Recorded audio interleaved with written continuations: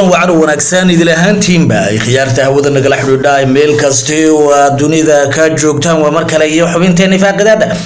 أنا داوديال برنامج كينا ديرada ku saari doona dhowr qodob oo kooban oo ku saabsan dowlad deegaanka Soomaalida iyo waliba dalka Soomaaliya qodobada aad ku maqli doontaan waxa kamid ah Xaaji Cali Shooca oo kamid ah dhaxalka ummadda Soomaaliyeed ee dowlad deegaanka Soomaalida oo si weyn uga hadlay nin lagu magacaabo Cabdiqaadir Zero oo asagu inta badan aflagaadeeyay ummadii u soo shahiiday deegaanka Soomaalida tan iyo 1900 amba baan ilaahdee 700 sano wax ka horeeyay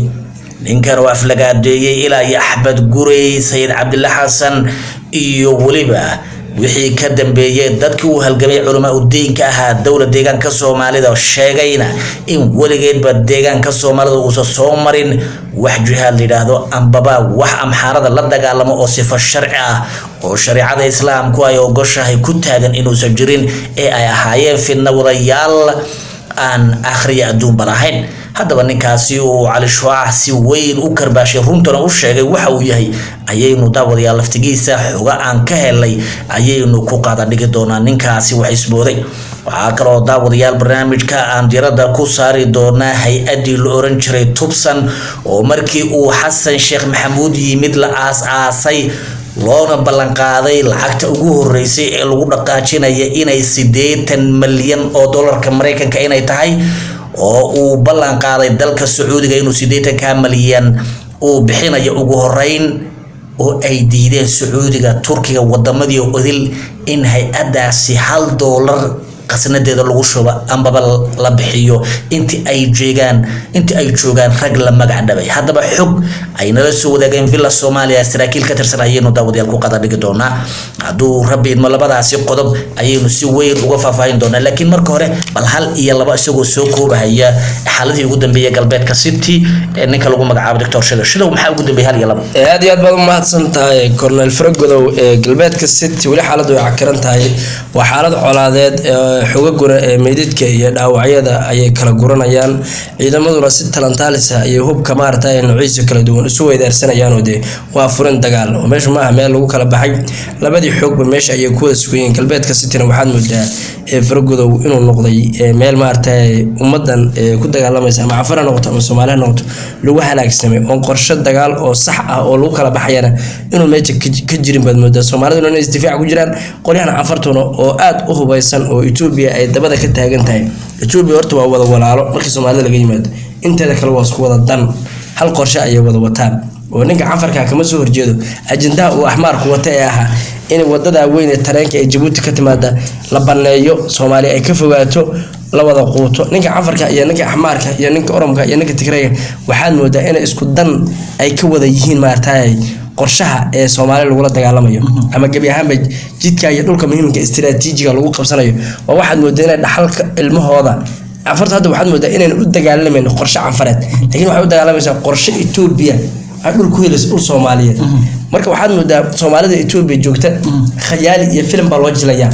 oo de wada cad oo lagu dhaho inuu dhan guuro waado ma tira badan waayo 15 milyan 20 milyan lagu qiyaaso hadii la dhaho maanta dhul meel hadina waad guureysaan Soomaaliya ku laabanaysaan 15 milyan ka hortimaado way adag tahay si looga adkaado laga adkaan karo waa dad muslimiin oo waxay dirirayaan laakiin Canfartu waxay fulinaysaa qorshe Ethiopia ay leedahay oo loo soo dhiibay oo dhaqaaliye budget iyo miisaaniyadii horumar badan oo Canfarta laga fulinayo ugu soo qaatay marka waxaad leedahay hadii City laga soo takhaluso waa step waa faafan ba ku xigta wali waxa kaaga daran faafan dadka deegaana qaana mugtaan hay dadka deegaana reer City iyo faafan isku mid ma oo sabab hay isku mid ma waan gartay reer City hogaanka iyo labaynta kore ee ku metelaysa dawladda iyo siyaasigooda xun hay laakiin shacabka gobolka City ama ciisu waa dagaalama halgamayaan wada bir laba seeda hay inkastoo horta ciisahan ee lagu sheegahayo sidoo Ilaahay adoomadiisa uga adag yahay bay waayaan idil waxay uga adkaayeen Canfarta iyo waxa la wixii la dag waan gartay ciisu taariikh fiican bay lahayd waagi hore hay taariikh fiican ay ma jirin yeelahaayeen hay Canfarta iyo Oromada iyo waxa socday taariikhdoodii hore awliyaashoodii hore sidii uga adkaan jireen sidoo ilaahay adoomiyiisa uga adagay bay uga adkaan jireen waan gartay laakiin waayadan dambe ma aqaan wax yarka wax ku dhacay wax ma dhicine nimankii Itoobiyaanka ayaa qorshe weyn qaatay qorshe istiraatiijiyada waxa jira sidiisaba ugu qabsanayo dhulkan Soomaalida Itoobiya aan ku dhameeyo gobolada muhiimka lagu qabsanayo waa sida marka qoladan maxaan ku dhahaa sibtida waxbay turtuuri waxaad moodaa aakhirka inuu ma garanaysa guuleysan doonaan ma dagaal waa socda ha laakiin hadii la dhaho gobolka faafan hadii la yiraahdo gobolka faafan iyadu waa dam isma difaaci ma leh jijiga laga abaabulay dagaal habak anu ma sheegin heerkii inay difaaci maya beesha gaarka u degtay ku suntan caasimada ee ku magac dhaban hakaya soo mid difaacis maya anu waa ka fikir duwana laba xaalo inay ka khatarsanaan manamsana galbeed city warba ku sheeg hay laba xaalo intay jirto bahal yiraahdo xasiid hay inagu sabul galay baan dhahnaa xasiida bahash intay helayaan iyo qaar qashka simaya labadiina way haystaan hada labada isla qaataan qoriga ridan ka war ridi ma haya qaadko kilkish ugu jira ridi ma xasiido afka ugu jirta warba ku sheegay taariikhda waxaan ku haynaa maqtal daahir markuu kaliya magaalada Jigjiga weeraray waliba ma maqashay maqtal daahir Allah waan maqlay Allah naxariis maqtal daahir oo ciidamo wataa wuxuu weeraray amxaaradii ku sugnay magaalada Jigjiga ebertii buu rawa xilliga Nasrullah hay weerbu ku qaaday qad uu ka galiyay waaga iyada soo yugu meesha ma deganeen way joogay soo gadaal qayb ma kayn waxba kama yarahayn waxay ka ahaayeen ma jirto waan bal jabaadii dhabar jibinaya anu ma sheegin mid ayagoo intuu meelaha Soomaaliya u fakaday ilbaxay oo Soomaalinimada garanay Soomaalinimada wixii garanay ma sheegin laakiin qarka simahayaan ma hornayaan doctorkooda ma taqaana doctor Abdulwasa oo doctor he doctor Doraale bixis doctor Doraale hay macna ma la asaguna waan gartay ma fahanteen marka galbeedka city horta hawshu ay karantahay dadka galbeedka city shacab galbeedka city ciidamadii deegaanka Soomaalida dhammaan furinta ayaa lagu sugayay halkaas waa lagu galqashaa dad deegan wala difaaca dagaal xoogan ayaa halkaas ka socda taliyaha liyu booliska ee dagaalka u dambeeyay meesha uu ka dhacay Gafaydhe 15 kilomitir buu jiray 15 kilomitir ayaan u jiray meesha la isku riiqmay ee cafarta lagaga dilay wax 100 kor u dhaafay maleeshiyada lagaga dilay saraakiisha ugu sareysay ciidanka hogaaminaya halkaas baa lagu laayay cafarta yaa qor lagaga jaray markuu wuxuu anu waxaan joogay biiro waa soo Gafaydhe dhahayo meel 15 kilomitir u jirta aan dagaalka ka hagayay biiro oo la habiiro gala aabihin la kariye gala yaan la habiiro markuu wuxuu Gafaydhe hadaan halka joogin hawsha cuslaan lahayd nimanku ka isticmaalayeen doondoori u dhaca hogaankii nabadgelyada asna waayad ugu dambeysay furinta ayuu ku sugnaa asna dagaal qibil baa ayuu ka qaadanay waa kii isku soo sawiraya soo furinta joogo tooreeyi haysto gala aabahay waa kii isku soo sawiray inkastoo hadda ay sheegayeen inuu gudhigiisu uu meel kale asna hagitaan ka wado oo asaga Gafaydhaba ay yar kala durkeen kuwa reer dhaban waxay lahaayeen dirna waan ku aragay soo qoyay ma faad wayahay farago mid kale ku dari hadal hay weyn baa media ka dhalatay nin sargaal ah dawladda Cabdi soo maray shaarqe meesha laga soo maray gaashaanle soo gaaray gaashaanle shaarqe sareerta gaashaanle shaarqe hadii isku magacba ma haba gaashaanlu sida waxa la baxaa Soomaalida la baxa shaarqo horan waa af leeyo soo waariday oo gumaysi way shaarqe iyo haday soo darajo inta laga beeran korayaan ya gaashaanle iyo shaarqe ninka waa gaashaanle ah shaarqe horta iyo soo maray gaashaanlu soo maray ninkani dawladda Cabdi aad wala soo shaqeeyay liyuga asaasay ugu horeeyay buu gonagado waa taqaanaa wan maray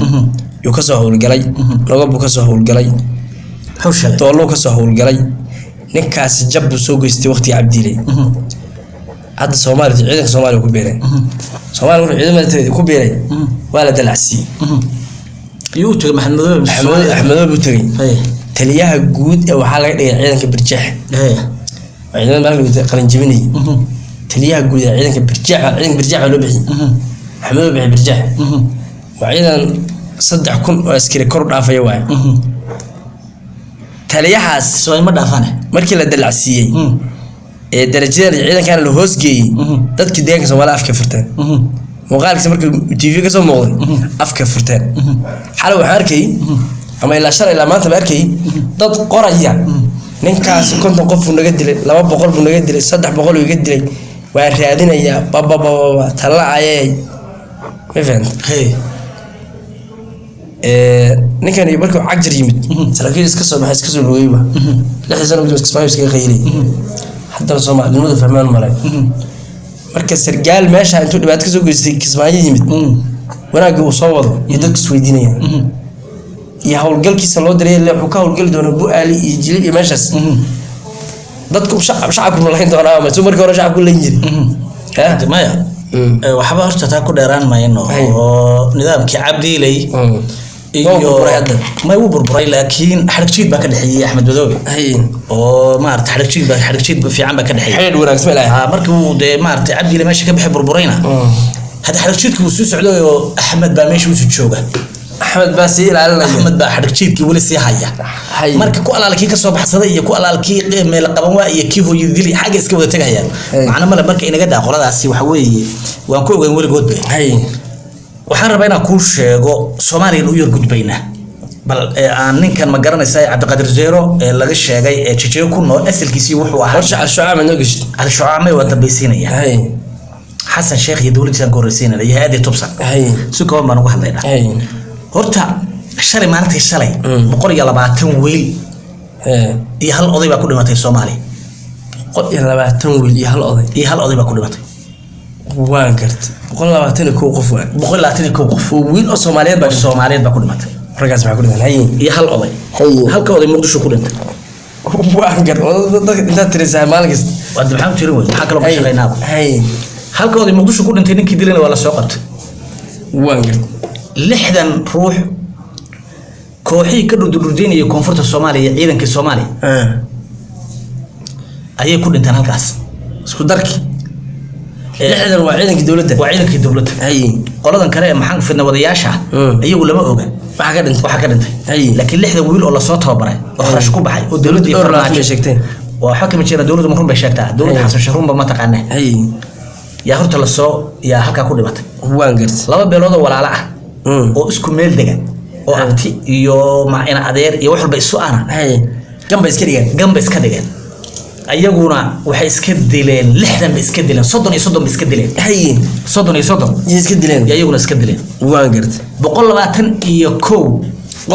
qof markay shalay dhimanaysay Xasan Sheekh Maxamuud shir level hoose ah ayuu baxay Norway ka dhacay waan gartay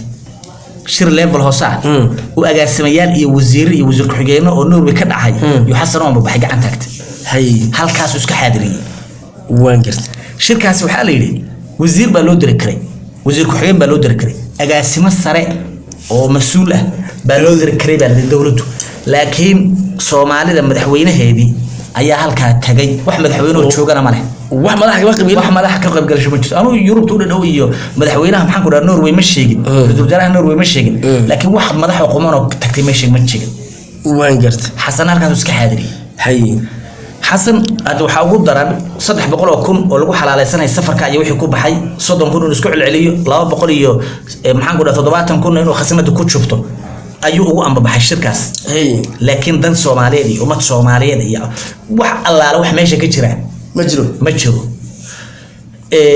horta Soomaaliya halkaas maraysa waan gartay arrinta kale muhiimtaan ku sheegaya bari dhawto markuu Xasan markuu yimid baa waxa la asaasay hay'ad lagu magacaabo Tubsan waan gartay hay'adda Tubsan la yiraahdo waxa loogu talagalay in dhanka wacyigelinta iyo saxaafadda iyo culimo u diinka oo isku dhafan in lagala dagaalamo kooxaha argagixisada ee maxaan ku dhahay koonfurta Soomaaliya ka hawlgala in lagala dagaalamo kooxaha ka dhudhuday koonfurta Soomaaliya markii hay'adda la sameeyay dawladdu ay sameysay Sacuudiga hadlo waxay dhaheen 80 milyan ee ugu horeysa annaga ku bixinayna waan gartay $80 milyan annaga ku bixinayna hay'addi hala timaado projectigeeda ama mashruuceeda hala timaado hay'addi waa la qaabeeyay qayb culimo diinka laga dhigo telefishinka iyo idaacadaha in laga soo daaya qayb kalena waxa laga dhigay hadii ay ku soo ogol yahay warbaahinta iyo qaybahaas in la yurka qayb qaataan qaybada in xirooyin loo sameeyo oo lagu dhaqan celiyo afkaartana laga wacyigeliyo bulshada Soomaaliyeed waan gartay ayaa ma garanaysaa ayaa loogu talagalay arinta markii ay sameysay hadii ay ku soo ogol yahay hay'adu sameysay iyo Xasan Sheekh Maxamuud wuxuu geystay nin la yiraahdo hadda 40 jiri 30 milyan haysta ayaa agaasimo looga dhigay واجرت هذا لكن من بدلنا waxaan dhahaynaa waa 40 milyan haysta واي ninkaas uu geystay هي ninkaas wuxuu ka macaashay xilligii Turkiga dadkii masaakiinta ee gaajada u baqtinayay markuu Erdogan imanayay Soomaaliya ها ayuu wax allaale wixii qabandi ah iyo wax la wixii hantiha iyo wixii kaash ah iyo sariftay markaas xeebta leeyahay wuxuu ka dhashay hotel la yiraahdo muxuu ahaa magaciisa كده الحساش kii meel la tagi jireen biyo ka dhistay kuwa kalena hadda uu ka dhistay ninkaas oo dunidu ay u taqaano waxay la yiri wargeys waan arkay wuxuu yiri dunida intaan arkayo qof musuq geysta lambar 1 wuxuu ku jira kaalimaha koowaad ku jira ninkaas adduunka lambar wuxuu kaga jira top 10 ku jira waxa aragnay hey top 10 ayuu ku jira hatta Sheekh Maxamed ninkan musuqa lagu bartay muusa dhihin dadka maya ka qaba maaha wadamada adiyada ismuusa dhihine ninkii buu geeyay oo yilshow xogo la xasal akama dhargeed aad la qaybsatid sida wax loo sarifay loo kala dilaan ilaa ninkan macaash wuxuu aad buu yaqaanaa hawshaas moogtahay ninkii markii meesha la geeyay Sacuudigu warbay iska soo jareen ninkan meesha geysateen waaba musuqa lambar 1 buu noogu suntan yahay baaladi Soomaaliya may geeska Afrika geeska Afrika lambar war ku jira lambar 1 buu noogu jira baaladi 80 milyan baad sheegtay $1 kuma bixinayna leeyahay intuu ninka joog wala kuma siin Turkiga waxay dhaheen kaba daran oo dib dhalay masaakiintii xoori aan u soo waaridayn xilligii 2009 xilligii كويتم حلينا صحيح سونكي ومدة الصومال دافية ما هذا شيرين كوا بحنين عننا وانجرت هاي أدي توبسن أيضا أفق اللالات يا بحذي ما هي بحد ما هي حسن هوس شوكتان ولو يفرد ده هي حسنا دمبيلة وين أيو هوس لك هاي أدي بلينا وحون كسر عن هي دمبيل ما تغنى دمبيل وقرتك حتى اللغات ها هي دمبيله واوين يهوس لك حسن الشيخ محمود قالنا وحن كسر عن قف دولة سو خلدنتو دحلا قلاص بل تبص محل بيش كسو درت وحن كسو درتو وحن كسو خلدبا wax soo khaldamayna wala laay waxa ku dhacaysa horta xogtaasi dad baan nasiiyay horta Soomaalidu halkaas horta Xasan iyo dawladiisa iyo maraysa iyo damjidii horta halkaas maraysa ninka dawladnimo laga sugay waxaan ku galayaa على شعاع خير الله سيه وحويه وهالجماعة ويهرت وهالجماعة قرن وده هرت وحو قبل تريه يوحو تاريخ تريه يوحو تريه هرت هالك إنه كمان شيء كرم نقول تاريخ يعني ها وأنا هالجماعة ويضيق وحو الشيء السجع بحياته مقعد نكر هرت سيرة وآخرين شري باق جرون كيسيه سير على هرت عبد القادر سير على ده لكن على الشعاع كبر دلائي وحو يلي عبد القادر زيرو على ده زيرو وإبر هي عبد القادر زيرو على ده وإبر هي نكن وادتك الشهادة مرة ولا سيوي هي الشهادة قبيلك يا مرة ولا سي مرة ولا دوان قلي هي نكن وحكم لها ضدك قلبك دقم كاملها بلشين السيورة هي ضل إذا هذا شارسو ورو ملاينا يا الصومالي إنه يهين عبد بقى كسر سؤال عبد بقى لكن كسارة شارس ها نمن شارس ليدا هي أيون نمن كيون كان هرت كسر إحنا كم واحد هي شارسو أهواجي السيورة وانجرت عبد القادر زيرو شارسو وانجرت أول كسيورة بإرتدي هو ضد كي لا يرى منه وضد كي ما يلقى ما هرين إذا جيسي وضد كي مالها شرع سنة يمالها كسر كروي هي وضد كي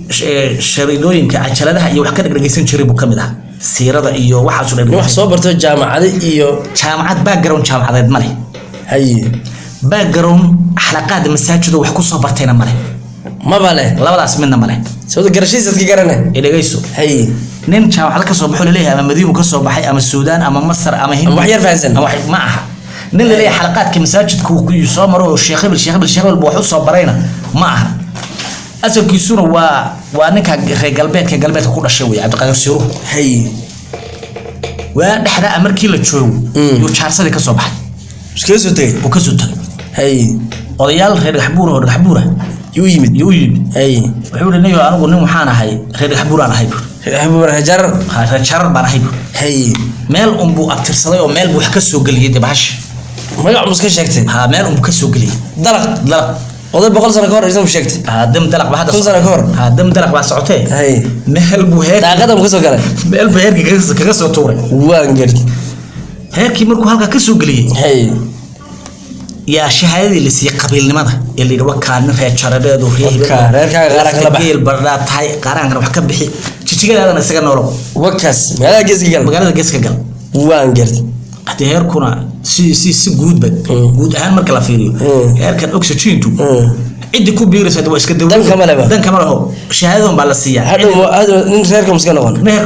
ama ku dhibaateen waka hay horta ninku waa nin asalkiisi waa nin jaarsa awi hay waa nin he jaarsa haduu soo jaarsa ahayn sida uma hadleen horta shahada dhigooda ma xaqireen taas waa dhanka hay ma isi meesha ku koray hay dhanka kale baan ku sheegaya hay dhanka kale xagga siyaasadda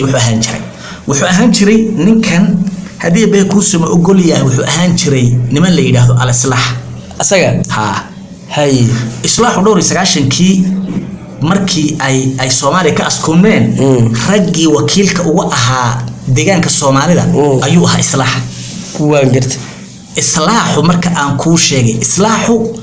waagii hore hadda waxay u kala baxeen islaax qadiim hay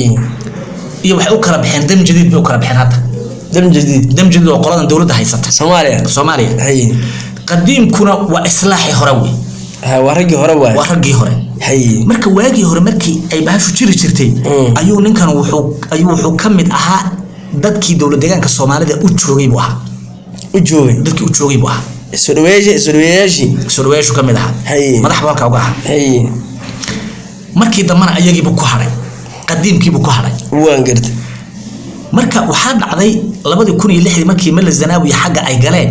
ay islaax waatii shacabka Soomaaliya qoriga ay qaadeen ee dalkii baa lagu soo dulay difaacno markii dhahan difaacno ninkan Cabdiqaadir Zeero arag uu ku jiro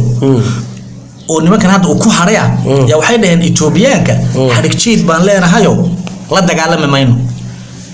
xiriir baan leenahay wanaagsan ha lama dagaalamayno wax nimankan kula dagaalan wax aan kula dagaalamno hay jirto warkay ku soo duuleen bay hay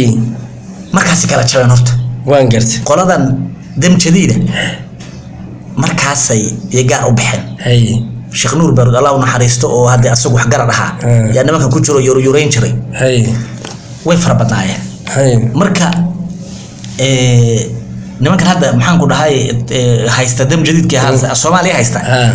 Hamza Abdi Barakaw uu ka yahay nimankaas waxay la bixeen dam jadiid kuwii horena waxay ku hareen islaaxi ku hareen hay wadaadkan marka waa islaaxi waa dadkii maxaan ku dhahay sideedaba jawaasiista u ahaa Etoobiyaanka waan gartay dawladda deegaanka Soomaalida maadaama uu asagu sii joogayna xilligii nidaamkii Abdi Ilay xiriir fiican bay lahaayeen Tigreega iyo asaga kaliya ma hayo ururkaasba hay wixii meesha joogay hay waxay lahaayeen xiriir wanaagsan bay lahaayeen waan gartay oo waxa weeyaan niman waxay ahaayeen hadda jawaasiis oo maxaan ku dhahaa hadii bay ku soo magol yahay Tigreega iyo TB laftiga way ahaayeen hay qolkii ha hay mid horta nimankaas dhanka xagga madhabka iyo xagga magaciisiga iyo Cabdiqaadir Zeero horta kamid yahay waa Cabdiqaadir Zeero xagga meesha ku soo koray iyo backgroundkiisa iyo waxbarashadiisana wataas oo ninka waa dhan jaarsa asalkiisu halka ayuu shishigii dusheeda ku soo koray iyo ka yimid marna wax laga weydiin deegaanka ma marna baa shahaadada la siiyay hay marna shahaadada la siiyay hay ninkaas wuxuu yiri 700 oo sano ka hor Imaam Axmed Gurey Allah u naxariistee wuxuu ku jiray ma ahayn buur bahalki islaam ka turjumayn wax islaam ka turjumay iyo wax jihaad iyo wax ay ku dhinteen madin shirada dameera dhintay bay ahaayeen inna lillahi wa inna ilayhi raaji'un Sayyid Abdul Hasan oo ku xigay Ilaahay u naxariistee wadaad sidaas kulu yiri oday waa in Ilaahay fashilnay waa ha ay Nasrullah oo hogaaminaya Allah u naxariistee maqtal daahir waxba kama jiraan buur waan gartay asbaal jabhadii Soomaali galbeed Ilaahay u naxariistay wada shuhada ahaayeen amxaari afka gudubnay la dagaalantay waxba kama jiraan buur ayaga dagaaladaas oo wada fidna wadayaal bay ahaayeen buur nimankaas fidna wadayaal bay ahaayeen hay oo laftii haba sheegin buur iyagu ka daro dibidal itixaadkii nimankii Soomaali galbeed ahaa madaxdoodu ma khaldanaay laakiin nimankii meesha ka dagaalamayay dhalinyarada yaray way ficlaan iyagu hay dhalinyarada yaray itixaadka maxaan ku dhahay Ibrahim Dheeri iyo hogaaminayeen dhalinyarada qalbigooda saafi ah wadeenkooda socdo dagaalamaya dagaalada ka dulqaadaya inkastoo nidaamku ka yar khaldana haddana way ficnaayeen qalbigooda waxaa socday Ibrahim Zeero wuxuu jeedaa Cabdiqaadir Zeero wuxuu waxba kama jiraan ilaahay subhanahu waxba